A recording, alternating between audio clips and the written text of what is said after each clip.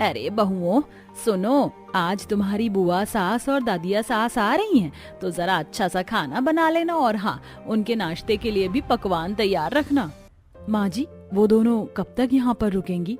अभी आने तो दो, पहले ही बता दूं कि कब तक रुकेंगी, और उनका ही घर है, रुक जाएंगी जब तक भी रुकेंगी। माँ जी, मैं तो बस ऐसे ही पूछ रही थी, आप तो नाराज हो गई। बात ही इतनी अच्छी की है तूने, अब जा भी।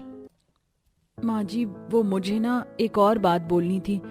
अब दादी सास और बुआ सास जी आ रही हैं तो हमें घर भी साफ करना होगा, तो आप एक काम कीजिए ना, मेघा से उनके नाश्ते के स्नैक्स बनवा दीजिए, बाकी काम हम दोनों बहुएं संभाल लेंगी।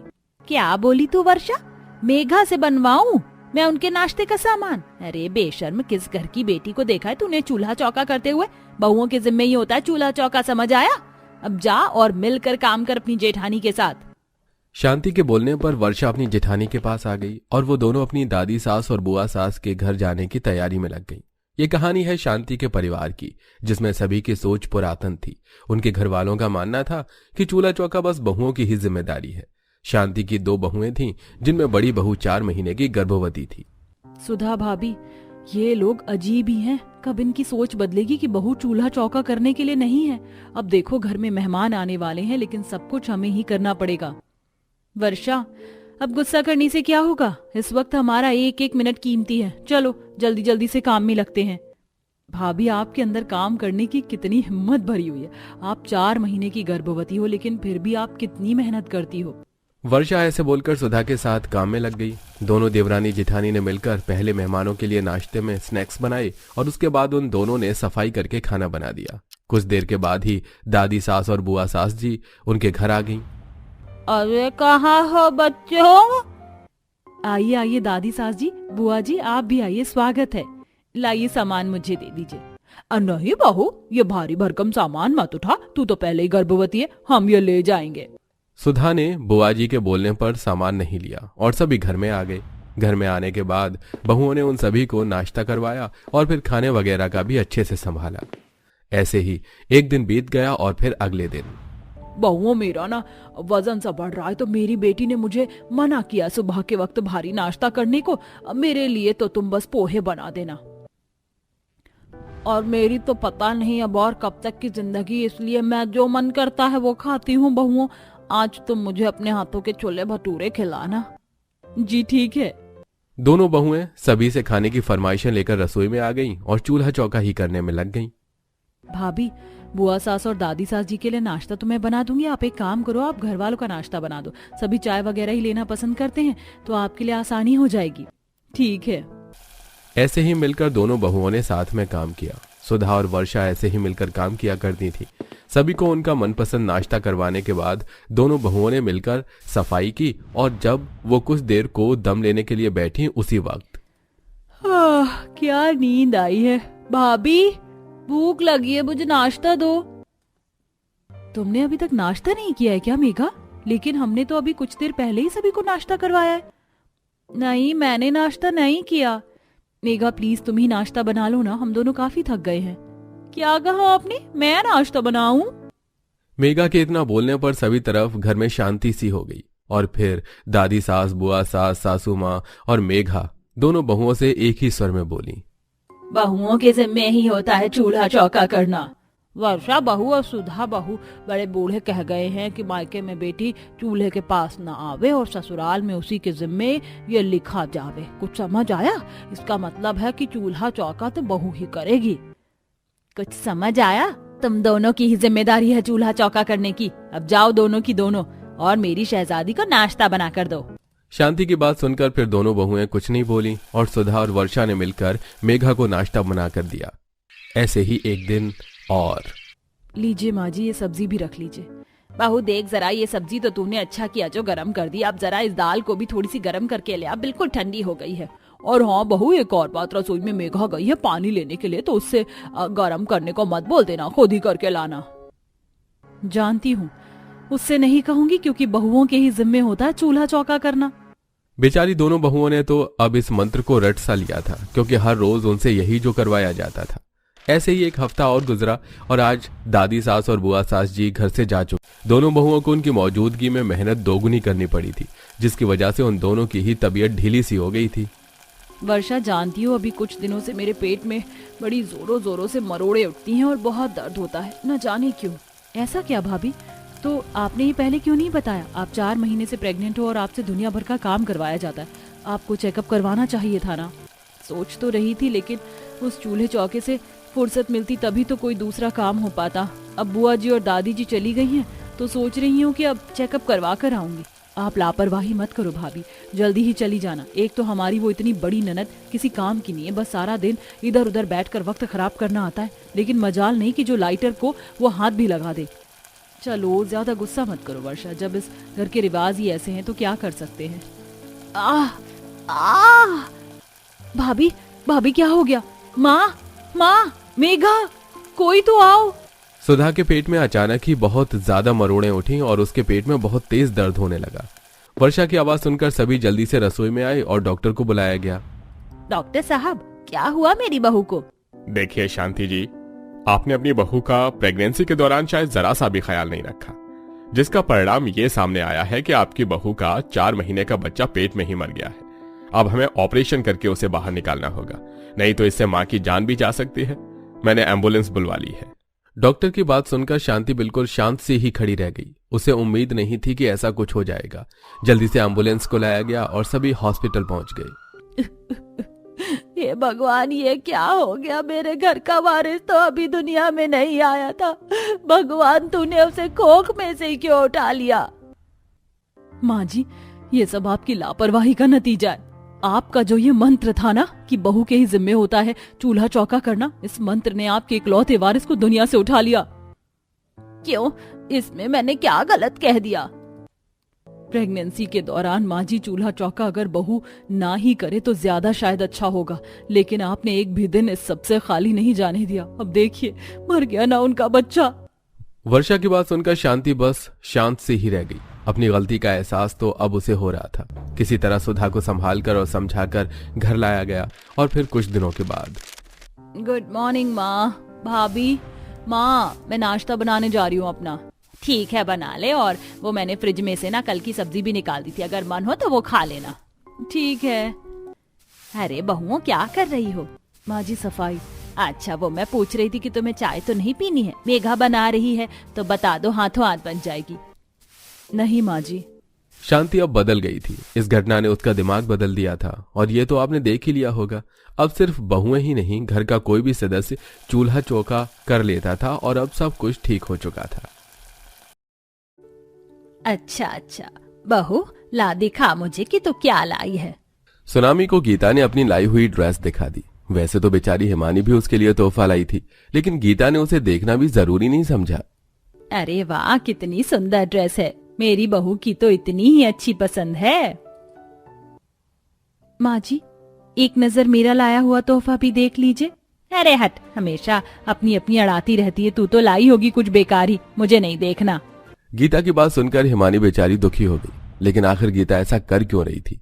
क्या हिमानी उसकी अच्छी बहू नहीं थी, या फिर गीता ही उसे नापसंद करती थी? और अगर गीता ही उससे बेवजह नफरत करती थी तो क्या हिमानी उसकी इस नफरत को बदल पाने में कामयाब हो पाएगी? जानने के लिए चलिए कहानी में पीछे चलते हैं। माँ जी के जन्मदिन में अब बस 5 दिन बाकी रह गए। वैसे तो माँ जी मुझसे कुछ उखड़ी उखड़ी ही रहती हैं, लेकिन हो सकता है इस बार मैं उनका दिल जीत लूं। मैंने बड़ी मुश्किल से ये थोड़े से पैसे बचाए हैं। एक काम करूंगी, माँ जी को उनके जन्मदिन के सरप्राइज में अच्छी सी बनारसी साड़ी दे दूंगी। हाँ, यही सही रहेगा।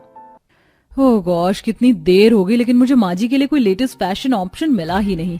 अब एक काम करूंगी, जिस मॉल की दुकान में से कपड़े लेती हूँ माँ जी को उनके जन्मदिन पर, मैं वहीं से कोई मॉडर्न सी ड्रेस ला कर दूंगी। वैसे भी पुराने जमाने के कपड़े तो उन्होंने पुराने जमाने में भी पहने हैं, अब ये कपड़े पहन लेंगी।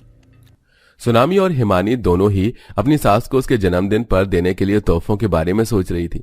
सुनामी और हिमानी दोनों ही गीता की बहुएं थीं, जिनमें सुनामी अमीर थी तो हिमानी गरीब थी, और ये गरीबी अमीरी की रेखा उनके पतियों के काम की वजह से थी। कुछ देर ऐसे ही सोचने के बाद दोनों बहुएं कमरे से निकल आईं। एक बार सुनामी भाभी से भी डिस्कस कर लूंगी कि माँ जी के जन्मदिन के लिए क्या तैयारियां करनी है। अरे भाभी तो मुझे यहीं मिल गई। भाभी, सुनामी भाभी। बोलो। वो भाभी, मुझे ना माँ जी के जन्मदिन। मैं पहले ही सब कुछ डिसाइड कर चुकी हूँ, तो प्लीज तुम अब मेरा भेजा मत खाना। एक बार मेरी बात तो सुनिए। सुनामी बहू, सुनामी मेरी बच्ची यहाँ। जी माँ जी, आई। सुनामी ने हिमानी की एक नहीं सुनी और वो गीता के बुलाने पर उसके पास चली गई। हिमानी भी पीछे पीछे आ गई। ये ले, ये ताजे फल खा। तू भी आ गई? तुझे तो मैंने बुलाया भी नहीं था। हर चीज में तुझे भी अपना हिस्सा लेना होता है। नहीं माँ जी, ऐसा तो कुछ भी नहीं है। मैं यहाँ कुछ खाने नहीं आई थी, मैं तो बस ऐसे ही। तुझे मैं कुछ दूंगी भी नहीं, इसीलिए अच्छा यही रहेगा कि तू जाकर कोई काम निपटा ले। गीता की बात सुनकर हिमानी उदास सी रसोई में आ गई और अपने कामों को करने लगी। जब से हिमानी की शादी हुई थी तब से ही ऐसे ही सिलसिला जारी था और अब देखते ही देखते गीता के जन्मदिन का दिन आ चुका था। अरे अंकल, आप तो जानते हैं कि मुझे ऐसे कपड़े पसंद हैं जो बॉलीवुड वाइब दें। ये बुढ़ियों सा ओल्ड फैशन आप मुझे मत दिखाओ। मुझे कोई मॉडर्न सी ड्रेस चाहिए। तो आप खुद ही बता दीजिए कि आपको कैसा आउटफिट देखना है और किसके लिए देखना है। Good question. तो मुझे आप शॉर्ट ड्रेसेस दिखाइए। हाँ, तो आप ये वेस्टर्न ड्रेसेस देखिए। Mind blowing. ओके, तो मुझे ये पसंद आ गई है, ये वाली दे दीजिए। सुनामी ने गीता के लिए एक बेहद शॉर्ट और मॉडर्न ड्रेस ले ली। वहीं दूसरी तरफ हिमानी भी उसके लिए गिफ्ट खरीदने को निकली हुई थी। ये गुलाबी रंग की साड़ी तो बहुत ही अच्छी लग रही है। भाई साहब, ये गुलाबी बनारसी साड़ी कितने की है? मैडम, ये 1200। 1200? ये तो बहुत महंगी है। मेरा मतलब भाई साहब, इसमें ऐसा क्या है जो ये 1200 रुपए की है? ना रंग नया है, ना कपड़ा भी ज्यादा भारी वाला। तो फिर मैं तो बस इस साड़ी के 800 रुपए दूंगी। अरे मैडम, 800 की तो ये हमें नहीं पड़ी। अच्छा चलिए, अब ना आपका ना मेरा 1000 दे दीजिए। 900 रुपए दूंगी। अच्छा दीजिए। हिमानी भी अपनी सास को देने के लिए तोहफा ले आई। दोनों बहुएं साथ साथ ही घर पहुंची और फिर। अरे सुनामी बहू, और तू कहाँ चली गई थी? मम्मी जी, आपको नहीं पता, आज आपका हैप्पी वाला बर्थडे है। मैं आपके लिए सरप्राइज गिफ्ट लेने गई थी। हाय मेरी बहू। माँ जी, मैं भी आपका तोहफा लाई हूँ और ऐसा तोहफा है कि आप उसे अभी पहन लीजिए। फिर शाम को जब मेहमान आएंगे तो आपको कपड़े बदलने की जरूरत नहीं पड़ेगी। नहीं माँ जी, आप मेरा लाया हुआ गिफ्ट पहनना, क्योंकि वो बहुत अच्छा है। अच्छा बहू, ला दिखा मुझे कि तू क्या लाई है। सुनामी को गीता ने अपनी लाई हुई ड्रेस दिखा दी। वैसे तो बेचारी हिमानी भी उसके लिए तोहफा लाई थी, लेकिन गीता ने उसे देखना भी जरूरी नहीं समझा। अरे वाह, कितनी सुंदर ड्रेस है। मेरी बहू की तो इतनी अच्छी पसंद है। माँ जी, एक नजर मेरा लाया हुआ तोहफा भी देख लीजिए। अरे हट, हमेशा अपनी अपनी अड़ाती रहती है। तू तो लाई होगी कुछ बेकारी, मुझे नहीं देखना। गीता की बात सुनकर हिमानी बेचारी दुखी हो गई, लेकिन उसने अभी भी हार नहीं मानी थी। कोई बात नहीं माँ जी, ये तोहफा आपको मैं बाद में दे दूंगी। अभी मैं जाकर खाना बना लेती हूँ। हिमानी ऐसे बोलकर रसोई में आ गई और खाना बनाने लगी। आज तो मैं सभी के लिए खाने में मटर पनीर, साथ में समोसे और खीर बनाऊंगी। क्या क्या बना रही हो? मटर पनीर, समोसे और खीर? इतनी मेहनत क्यों कर रही हो? वैसे भी तुम्हारे हाथों से बने हुए पकवान कोई नहीं खाएगा, मेरा यकीन करो। जेठानी जी, आपको नहीं खाने हो तो मत खाना, लेकिन मैं आपके बोलने से रुकने वाली तो नहीं हूँ। तो ठीक है, बनाओ। वैसे भी मैं तो मम्मी जी के लिए केक, पास्ता, पिज्जा, कोक, रसगुल्ले, फ्रेंच फ्राइज, मोमोज और साथ में चाउमीन बुक कर चुकी हूँ। तुम चाहे कितनी भी अच्छी बनने की कोशिश कर लो, तुम कभी नहीं बन पाओगी। सुनामी ऐसे ही चिढ़ाती हुई रसोई से बाहर आ गई। हिमानी को उसकी बातें दिल पर लगी तो थी, लेकिन उसने खुद को संभाल लिया और जो भी उसे बनाना था उसने सब कुछ बनाया। कुछ देर के बाद मेहमान आ गए और पार्टी शुरू हुई। माँ जी देख लीजिए, यू आर रेडी। हाय, मैं तो 20 साल की कोई छोटी सी कॉलेज की बच्ची लग रही हूँ। मैंने आपको रेडी ही ऐसे किया है। लेकिन बहू, इस उम्र के हिसाब से मुझे इतनी छोटी ड्रेस पहनना और साथ में इतना मेकअप करके जाना ठीक नहीं लग रहा है। ओहो मम्मी जी, सब कुछ ठीक है। You think too much. चलिए मेरे साथ चलिए। सुनामी फोर्स करके गीता को नीचे ले आई, जहां गीता का रूप देखकर उसकी सभी सहेलियां और मेहमान कानों में चुगली करने लगे और उसका मजाक बनाने लगे। गीता 50 की उम्र में शॉर्ट ड्रेस पहने, बालों को कर्ली करके तैयार हुई थी, जिसको देखकर सभी उसका मजाक बनाने लगे। अरे जरा गीता को तो देखो, भगवान, इस उम्र में ये ऐसे नन्ही सी बच्ची बनकर क्या साबित करना चाह रही है? क्या पता, जरा ड्रेस तो देखो। हे भगवान, मुझे सही नहीं लग रहा है।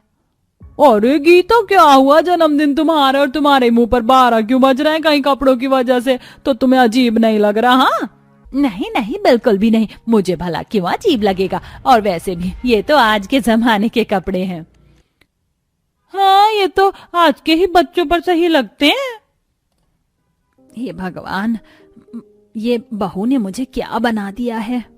गीता सभी के बीच में ऐसे ही पानी पानी होने लगी कि तभी उसके पास उसका मुंह देखकर हिमानी आई। जन्मदिन मुबारक हो माँ जी। देखो माँ, मैं आपके लिए बनारसी साड़ी लेकर आई हूँ, इसे पहन लो, मुझे अच्छा लगेगा। शुक्रिया बहू।